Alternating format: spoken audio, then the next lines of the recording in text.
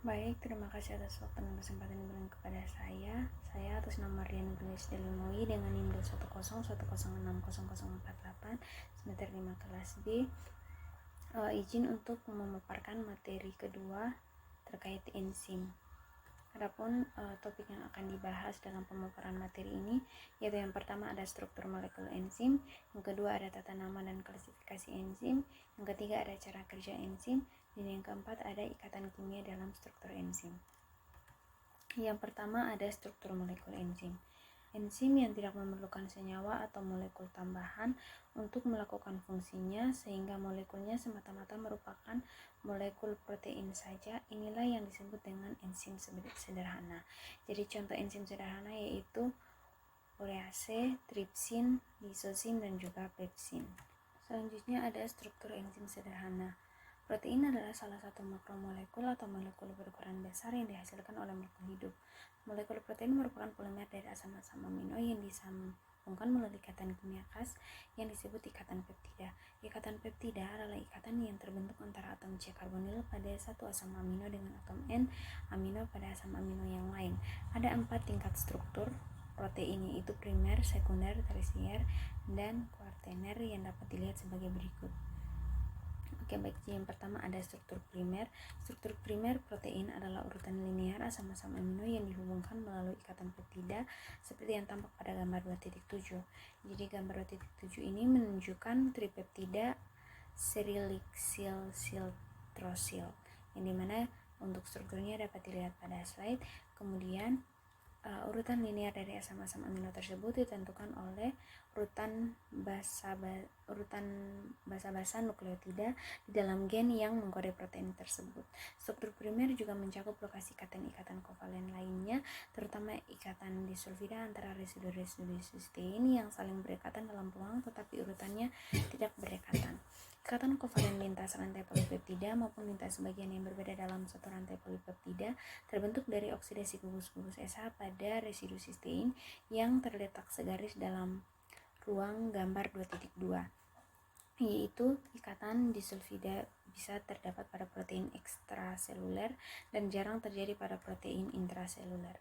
Beberapa jenis protein misalnya kolagen membentuk ikatan kovalen silang antara gugus-gugus samping pada residu lisin. Kemudian gambar 2.2 ini dapat dilihat bahwa gambar 2.2 ini merupakan pembentukan ikatan disulfida antara dua residu sistein membentuk suatu residu sistein. Kemudian yang berikut itu ada struktur sekunder, di mana struktur sekunder pada protein adalah pelipatan atau lekukan teratur bagian tertentu dari suatu rantai polipeptida. Ada 2 jenis struktur sekunder yang paling umum, yaitu alpha helix dan beta plated sheet. Pada struktur alpha helix, asam-asam amino tertata dalam konformasi helix teratur, yaitu pada gambar 2.3a. Kemudian oksigen karbonil dari masing-masing ikatan peptida terikat melalui ikatan hidrogen kepada atom hidrogen pada gugus amino dari asam amino keempat berikutnya, yaitu dapat dilihat pada gambar 2.3b. Dalam satu putaran helix rata-rata terdapat 3,6 residu asam amino dengan jarak 5,4 nanometer. Kemudian gugus R dari masing-masing asam amino tampak menjauh dari pusat rantai peptida. Satu jenis protein mempunyai jumlah bagian struktur alpha helix yang berbeda dengan jenis protein yang lain.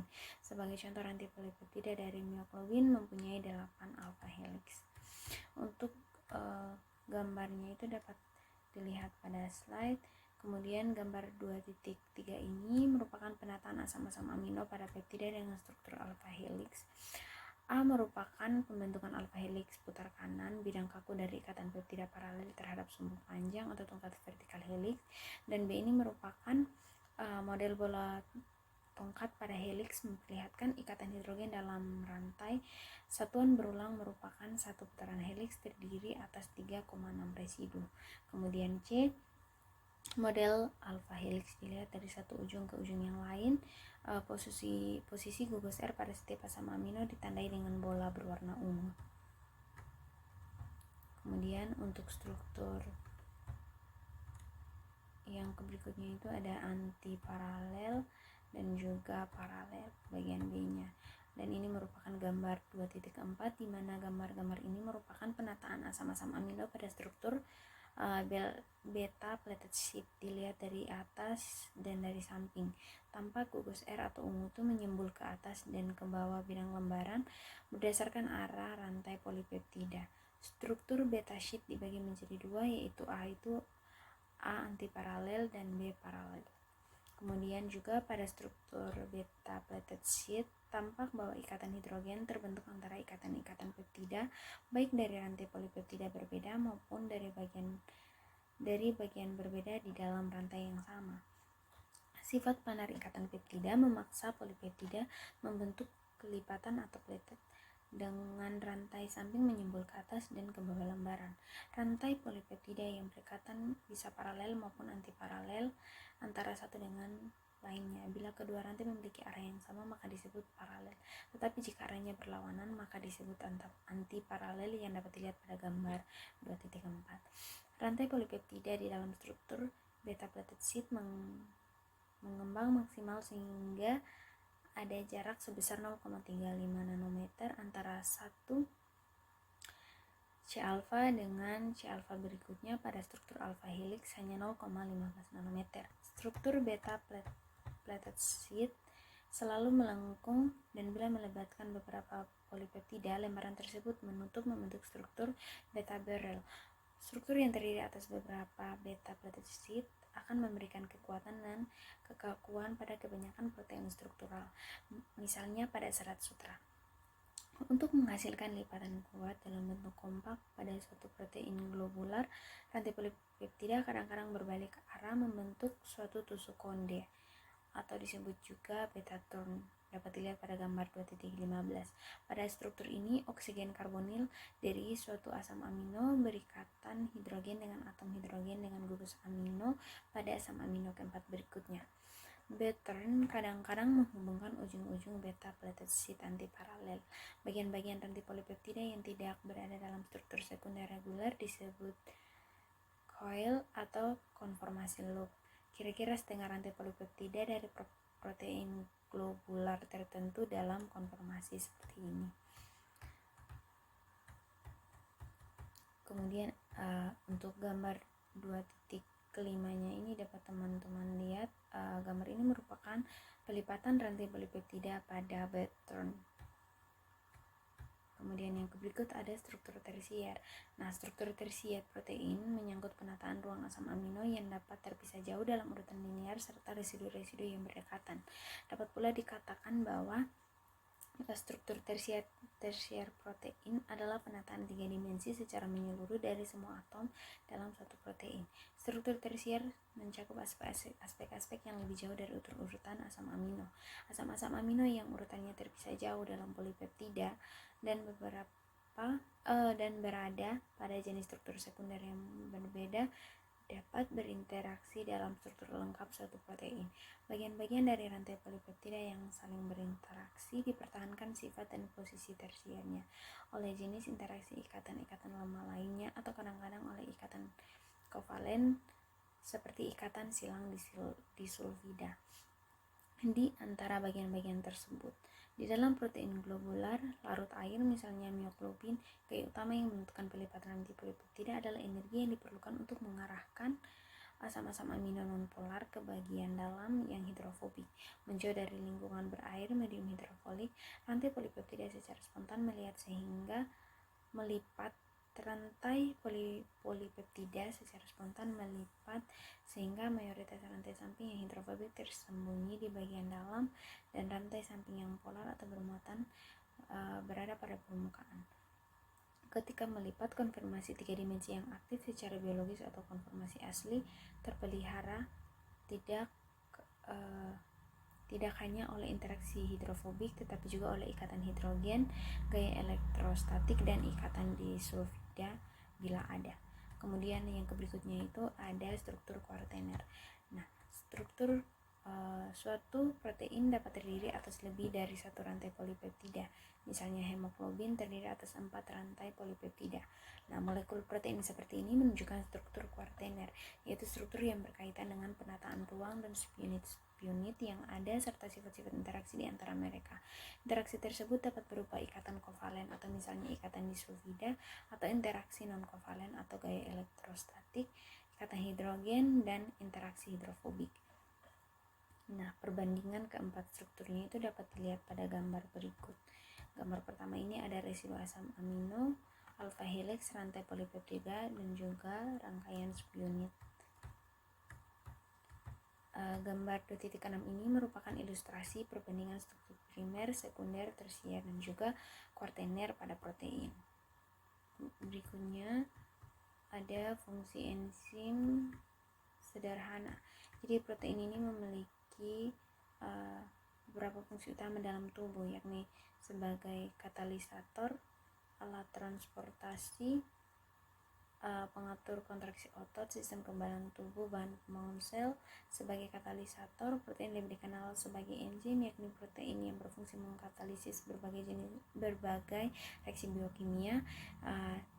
Enzim juga dikelompokkan ke dalam 6 kelas berdasarkan jenis reaksi yang dikatalisis, yakni oksidoreduktase, transferase, hidrolase, liase, isomerase, dan ligase. Protein juga sebagai alat transportasi, misalnya hemoglobin yang berfungsi membawa oksigen dari paru-paru ke seluruh jaringan tubuh yang lain. Fungsi protein juga sebagai bahan struktural atau pembangun sel. Kemudian ada sifat-sifat enzim sederhana, yaitu yang pertama ada berat molekul besar. Berat molekul besar artinya protein memiliki berat molekul yang besar dan bervariasi. Dilansir dari Micronotes, variasi berat molekul protein dikarenakan komposisi asam amino yang berbeda. Adapun perkiraan berat molekul protein adalah sekitar 5.000 hingga 10⁻⁹ Dalton. Kemudian yang kedua, dapat mengalami denaturasi. Jadi sifat protein selanjutnya adalah dapat mengalami denaturasi. Ini dilansir dari Chemistry Library Text. Denaturasi adalah perubahan struktur 3 dimensi protein yang membuatnya tidak mampu melakukan fungsi yang ditugaskan. Jadi denaturasi protein dapat terjadi karena berbagai reagen dan kondisi seperti panas, radiasi, adanya senyawa organik, perubahan pH, dan juga ion logam berat. Kemudian dapat mengalami koagulasi. Di sini, jadi sifat protein selanjutnya itu mengalami koagulasi, di mana koagulasi di sini adalah perubahan protein dari bentuk cair ke bentuk padat dikarenakan panas. Kemudian bersifat amfoter, artinya protein memiliki kecenderungan untuk bertindak sebagai basa maupun sebagai asam. Kemudian memiliki sifat koloid, di mana sifat protein ini bersifat koloid dikarenakan ukuran molekulnya yang sangat besar. Dilansir dari A-Level Biology Revision, protein menunjukkan sifat koloid seperti memiliki tingkat difusi yang sangat lambat, menghasilkan hamburan cahaya yang cukup besar dalam larutan, dan juga menghasilkan efek tindal. Kemudian kelarutan dalam air, protein globular lebih mudah larut daripada protein serabut. Adapun protein tersier mengalami efek hidrofobik ketika bereaksi dengan air. Kemudian sifat yang berikut yaitu dapat dihidrolisis, di mana protein dapat dihidrolisis menjadi asam amino penyusunnya. Dengan kata lain, hidrolisis protein dapat dilakukan oleh berbagai agen hidrolitik seperti asam klorida dan juga natrium hidroksida. Kemudian yang berikut yaitu struktur dari enzim kompleks. Enzim kompleks adalah enzim yang memerlukan komponen tambahan untuk bisa berfungsi. Untuk kelompok ini, molekul enzim lengkap atau fungsional disebut whole enzim, terdiri atas beberapa komponen penyusun, yaitu yang pertama bagian protein atau apoenzim dan juga apoprotein. Kemudian yang kedua ada bagian tambahan yang dapat berupa kofaktor atau ion-ion ataupun unsur anorganik, dan juga ada koenzim yaitu senyawa organik kompleks atau molekul organologam. Suatu koenzim maupun ion logam yang terikat kuat, bahkan terikat secara kovalen pada protein enzim, disebut juga dengan gugus protestik.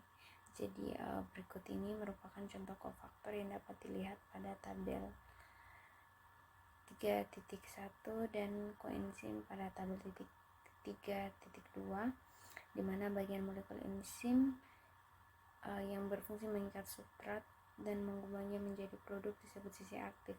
Nah, sisi aktif biasanya merupakan bagian yang relatif kecil dari keseluruhan molekul enzim dan juga merupakan kesatuan 3 dimensi yang dibentuk oleh residu asam amino yang mungkin saja terletak berjauhan dari rantai polipeptida tidak linear. Nah, untuk tabel 3.1 untuk jenis-jenis kofaktor dan enzimnya, di sini ada kofaktor Cu2+, di mana enzimnya yaitu sitokrom oksidase. Fe2+ atau Fe13 itu ada enzimnya, ada sitokrom oksidase, katalase dan peroksidase. K+ ada piruvat kinase, Mg2+ ada heksokinase, glukosa 6-fosfat piruvat kinase. Kemudian Mn2+ itu arginase, ribonukleotida reduktase. Kemudian MO itu ada dinitrogenase, Ni2+ ada urease, Se ada glutathione peroksida. Kemudian Zn2+ itu ada karbonat anhidrase, alkohol dehidrogenase, karboksipeptidase A dan B.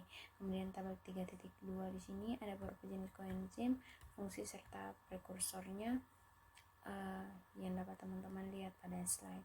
Untuk koenzim, contoh bagus yang ditransfer dan juga bahan makanan prekursor pada mamalia. Kemudian sisi aktif juga kadang-kadang berupa satu celah atau lekukan pada permukaan molekul enzim yang membentuk lingkungan polar yang meningkatkan peningkatan suprat. Kemudian di sini juga ada struktur enzim kompleks yang dapat dilihat pada slide untuk strukturnya.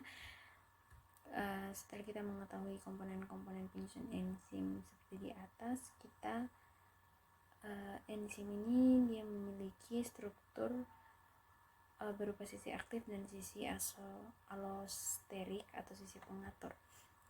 Jadi sisi aktif merupakan sisi di mana enzim dapat ditempeli oleh suprat supaya suprat dapat direaksikan oleh enzim dan membentuk suatu produk. Nah, sisi aktif enzim yang bersifat spesifik yaitu hanya dapat ditempeli oleh suprat yang sesuai. Sedangkan sisi allosterik enzim adalah kebalikan dari sisi aktif, yakni sisi enzim yang tidak dapat ditempeli oleh suprat tapi dapat ditempeli oleh inhibitor atau penghambat. Kemudian yang berikutnya ada fungsi-fungsi enzim kompleks. Seperti penjelasan di atas, kita dapat mengetahui fungsi enzim, yaitu yang pertama sebagai biokatalisator, yaitu saat yang mampu mempercepat suatu reaksi kimia dalam tubuh tetapi tidak ikut bereaksi. Kemudian beberapa enzim dapat membantu memecah molekul besar menjadi potongan-potongan molekul kecil agar lebih mudah diserap oleh tubuh. Kemudian beberapa enzim juga bisa membantu mengikat dua molekul menjadi satu untuk memunculkan molekul baru. Kemudian ada sifat-sifat enzim kompleks. Enzim mempunyai peran yang penting bagi tubuh manusia dan atas berlangsungnya kehidupan suatu organisme. Oleh karena itu kita harus memahami sifat enzim. Nah, sifat enzim yang perlu kita pahami yaitu yang pertama sebagai katalisator. Sifat enzim yang pertama berperan sebagai katalisator. Enzim merupakan katalis yang bisa merubah laju reaksi tanpa ikut bereaksi. Tanpa adanya enzim, semua reaksi sangat sulit terjadi.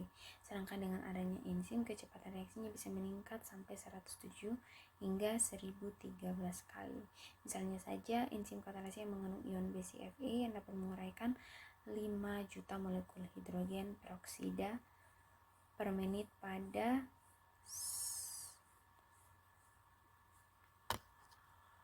00C.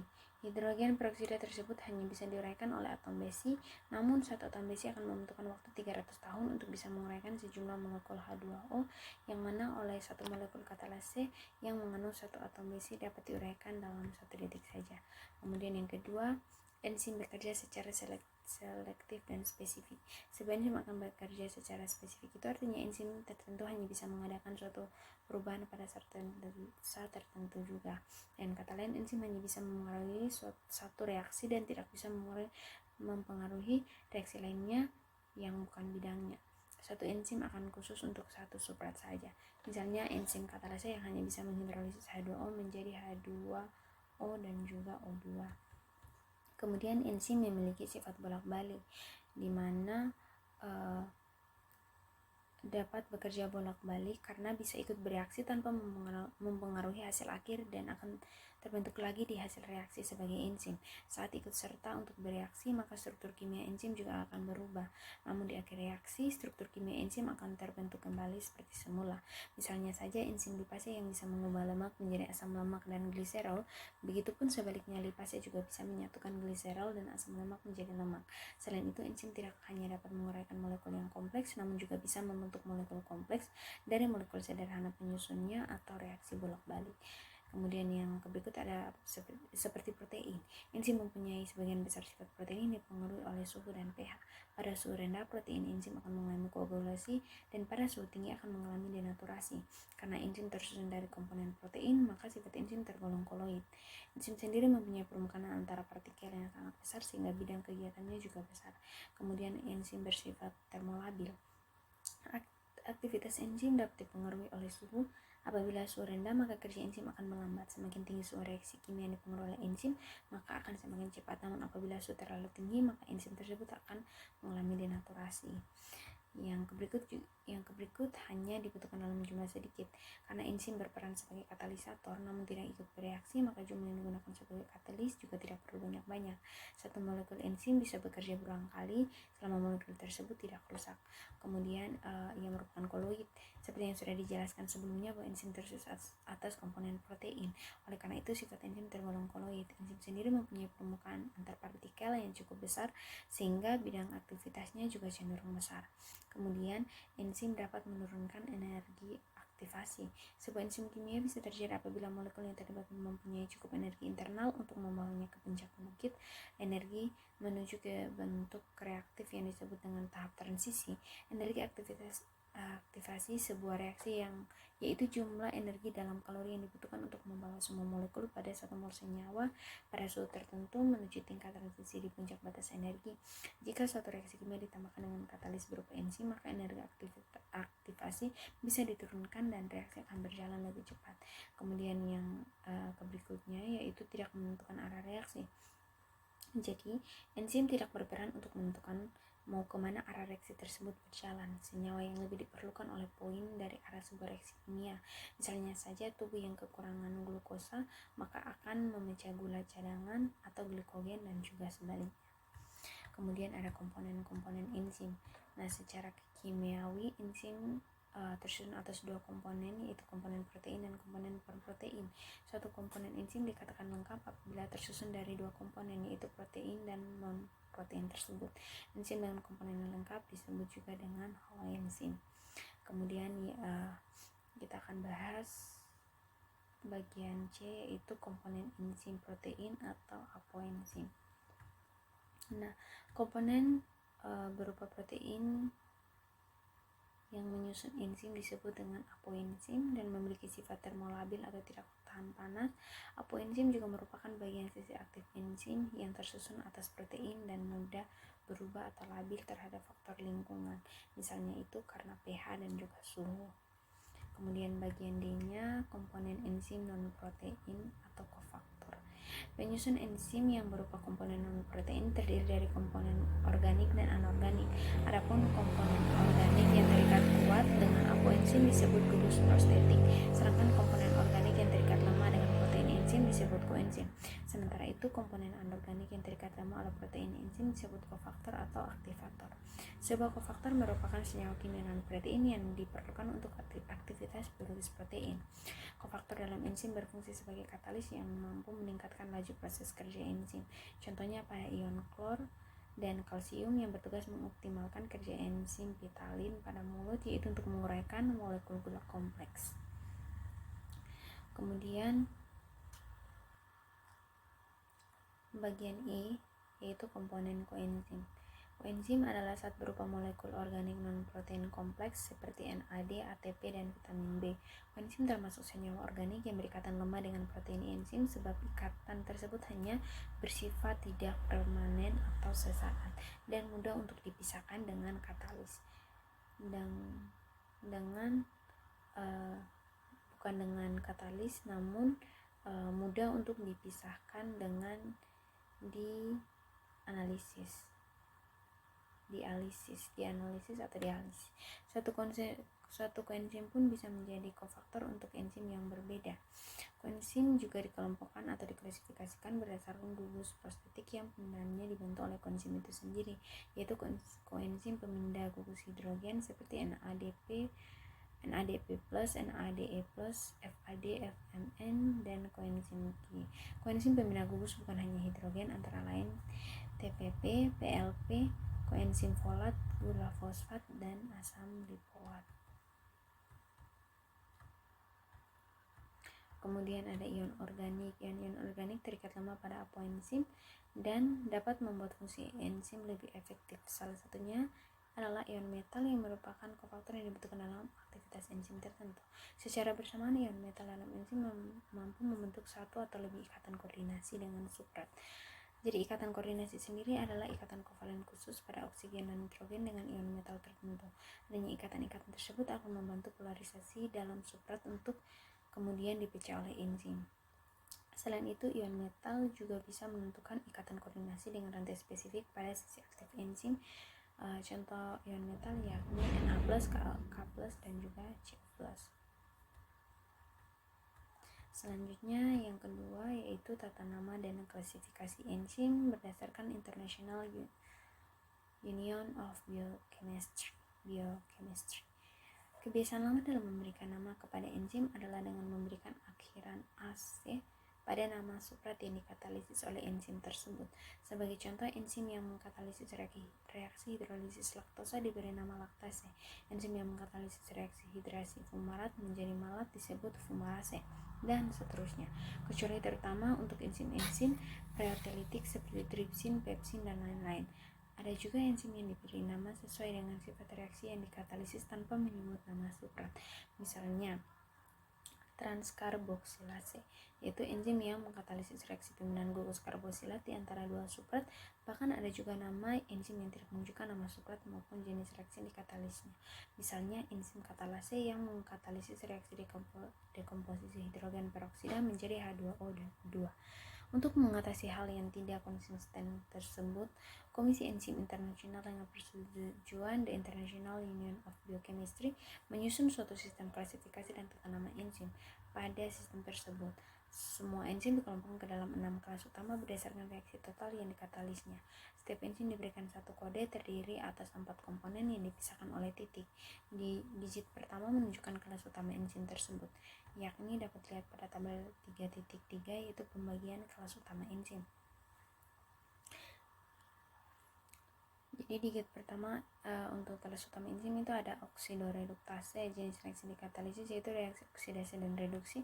Yang kedua ada transferase, transfer sebuah atom atau gugus di antara dua molekul. Kemudian yang ketiga ada hidrolase, yaitu reaksi hidrolisis. Yang keempat ada liase, pengambilan satu gugus dari substrat atau bukan melalui hidrolisis. Kemudian ada isomerase, reaksi isomerisasi. Kemudian ada juga ligase atau sintesis yang mempersatukan dua molekul berpasangan dengan pemecahan ikatan pirofosfat di dalam suatu trifosfat nukleosida. Digit kedua dan ketiga menunjukkan tipe reaksi yang dikatalisis. Tidak ada aturan umum karena makna digit ini didefinisikan secara terpisah dari jenis reaksi dalam kelas utama. Contoh, enzim yang mengkatalisis reaksi yang sangat mirip tetapi tidak identik, hidrolisis ester asam karboksilat yang mengkatalisis reaksi yang sangat mirip tetapi tidak identik. Hidrolisis ester asam karboksilat yang berbeda akan mengalami digit 1-3 yang sama, tapi digit keempat berbeda, yaitu digit yang menunjukkan substrat aktualnya. Untuk lebih memahami penggunaan sistem ini, kita akan perhatikan contoh berikut, yaitu kelas utama. Kelas utama 1 yaitu oksidoreduktase, digit pertama adalah 1 jika dilihat pada tabel 3.1.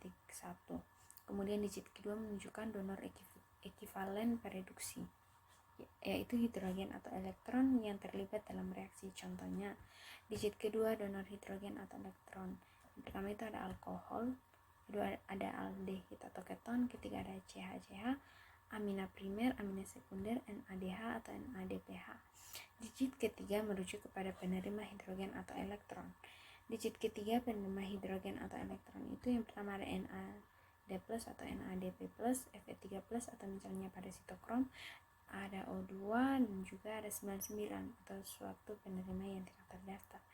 Digit keempat menunjukkan nama enzim yang merujuk pada substrat yang dikatalisis. Contohnya itu yang pertama ada enzim dengan kode E.C.1.1.1.1.27. Artinya enzim kelas 1 itu dinamakan oksidoreduktase. Subkelas 1 donor hidrogen atau elektronnya adalah gugus alkohol. Subkelas 1 atau penerima elektronnya NAD+ atau NADP+. Nomor enzim yaitu 27 atau L-laktat NAD+ oksidoreduktase sama dengan substratnya adalah L-laktat. Kemudian yang kedua enzim dengan kode E.C.2.7.1.1 artinya enzim kelas 2 atau transferase. Subkelas 7 mentransfer gugus fosfat. Subkelas 1 yaitu alkohol sebagai penerima fosfat. Nomor enzim 1 atau ATP deheksosa 6 fosfottransferase sama dengan substratnya adalah heksosa. Kemudian catatannya EC itu sama dengan enzim commission atau komisi enzim. Kemudian topik yang ketiga yaitu materi selanjutnya yang ketiga yaitu mekanisme atau cara kerja enzim. Jadi molekul substrat terikat pada sisi aktif enzim oleh beberapa gaya lemah atau interaksi elektrostatik, ikatan hidrogen, gaya van der Waals, dan interaksi hidrofobik, dan pada beberapa kasus oleh ikatan kovalen reversibel. Setelah mengikat molekul substrat dan membentuk kompleks enzim substrat, residu-residu yang aktif secara katalitik dalam sisi aktif bekerja pada molekul substrat untuk mentransformasi molekul tersebut menjadi kompleks keadaan transisi, kemudian menjadi produk yang dikeluarkan ke dalam larutan. Sekarang enzim sudah bebas untuk mengikat molekul substrat lainnya dan memulai siklus katalitik berikutnya. Ada dua model yang diajukan untuk menjelaskan bagaimana enzim mengikat substratnya, yaitu model Log-NK yang diajukan oleh Emil Fischer pada tahun 1894 dan model induced fit yang dikemukakan oleh Daniel E. Koslan Jr. pada tahun 1958. Pada model pertama, bentuk molekul substrat dan sisi aktif enzim cocok satu sama lain seperti sebuah anak kunci dengan gemboknya. Dapat lihat pada gambar 3.1a, keduanya dianggap kaku dan tepat bersesuaian atau komplementer satu sama lain. Jadi gambar 3.1 ini menunjukkan pengikatan substrat terhadap enzim melalui mekanisme. Yang bagian A ini merupakan model Log-NK dan bagian B merupakan model induced fit. Pada model kedua, pengikatan substrat membuat suatu perubahan konformasi pada sisi aktif enzim. Dapat dilihat pada gambar 3.1b. Selain itu, enzim dapat mendistorsi substrat, memaksanya menjadi suatu konformasi yang sama dengan keadaan transisi. Sebagai contoh, pengikatan glukosa pada heksosa menyebabkan perubahan konformasi struktur enzim sedemikian hingga sisi aktif memiliki bentuk yang cocok berpasangan dengan molekul glukosa hanya setelah ia terikat pada enzim. Kenyataannya adalah bahwa enzim-enzim yang berbeda menunjukkan karakter kedua model, yakni sebagai komplementer dan sebagai perubahan konformasi. Kemudian yang keempat yaitu ikatan kimia dalam struktur enzim. Jadi reaksi kimia termasuk biokimia kadang-kadang berlangsung dalam keadaan kesetimbangan dinamis, yaitu pembentukan produk maupun substrat senantiasa berlangsung tetapi tidak ada perubahan rasio produk terhadap substrat. Hal ini terjadi karena laju pembentukan produk sama dengan laju penguraiannya. Pada keadaan kesetimbangan, rasio konsentrasi produk terhadap konsentrasi reaksi berupa suatu tetapan yang disebut tetapan kesetimbangan atau K. Untuk reaksinya dapat dilihat pada slide. Dalam hal ini, enzim tidak mengubah harga tetapan kesetimbangan, melainkan hanya mempercepat terjadinya keadaan kesetimbangan. Sebagai ilustrasi, suatu reaksi tanpa enzim mungkin mencapai kesetimbangan dalam waktu 1 jam, tetapi dengan adanya enzim, kesetimbangan tersebut dapat tercapai dalam waktu 1 detik saja. Aktivitas enzim biasanya dinyatakan dengan laju awal atau fenol. Reaksi yang dikatalisis satuan fenol adalah μmol kali menit per menit, bisa juga dinyatakan dengan unit enzim U atau kata kat, di mana 1 μmol kali menit min 1 sama dengan 1 sama dengan 16,67 nanokat. Istilah aktivitas atau aktivitas total merujuk kepada total unit enzim dalam sampel, sedangkan aktivitas spesifik adalah jumlah unit per miligram protein unit miligram 1. Aktivitas enzim dinyatakan dengan laju awal reaksi karena konsentrasi substrat paling besar dan belum ada substrat yang diubah menjadi produk. Hal ini penting karena enzim dapat dihambat oleh produknya sendiri atau feedback inhibition. Dalam praktek, fenol diukur sebelum lebih dari 10% substrat dikonversi menjadi produk. Kemudian grafik konsentrasi produk terhadap waktu dari suatu reaksi berkatalis enzim memperlihatkan periode awal pembentukan produk dengan cepat yang tampak sebagai bagian linear dari grafik tersebut. Dapat dilihat pada gambar 3.5. Bagian selanjutnya menunjukkan pengurangan laju kerja enzim karena substrat sudah habis atau karena enzim kehilangan aktivitasnya. Fenol diperoleh dengan menarik garis lurus melalui bagian linear dari kurva mulai pada titik waktu 0. Kemiringan atau slope garis lurus tersebut sebanding dengan fenol. Jadi untuk gambarnya dapat dilihat pada gambar 3.5, yaitu hubungan pembentukan produk dengan waktu reaksi enzimatik. Aktivitas enzim dapat pula dinyatakan dengan unit enzim U dan katal atau kat. Satu unit enzim adalah jumlah enzim yang dapat mengkatalisis transformasi 1 mol substrat per menit pada suhu 250 derajat 25 derajat Celcius. Pada kondisi optimal enzim tersebut, katal didefinisikan sebagai aktivitas katalitik yang menaikkan laju suatu reaksi sebesar 1 mol per detik dalam suatu sistem tertentu. Satuan yang berbeda tersebut dapat dikonversi dalam satu sama lain. Aktivitas sebesar 1 mol menit-menit 1 sama dengan 1 sama 16,7 nanokat. Aktivitas spesifik adalah ukuran kemurnian suatu enzim selama proses pemurnian. Aktivitas spesifiknya meningkat dan mencapai konstan ketika enzim telah betul-betul murni. Jadi untuk gambarnya dapat dilihat pada gambar 3.6, yaitu hubungan laju reaksi atau fenol dengan konsentrasi substrat. Pola normal keberlantungan laju enzim pada konsentrasi substrat adalah bahwa pada konsentrasi substrat rendah, penambahan konsentrasi substrat akan menyebabkan penambahan laju awal. Akan tetapi pada konsentrasi substrat yang tinggi, enzim menjadi jenuh dan penambahan konsentrasi substrat hanya menambah sedikit laju reaksi. Hal ini terjadi karena pada konsentrasi substrat yang tinggi, semua molekul enzim telah mengikat substrat. Laju reaksi enzim keseluruhan saat itu bergantung pada laju pelepasan produk dari enzim, dan penambahan substrat tidak mempengaruhi hal ini. Bentuk grafik yang dihasilkan bila fenol diplotkan terhadap konsentrasi substrat merupakan kurva hiperbola yang dapat dilihat pada gambar 3.6. Pada kondisi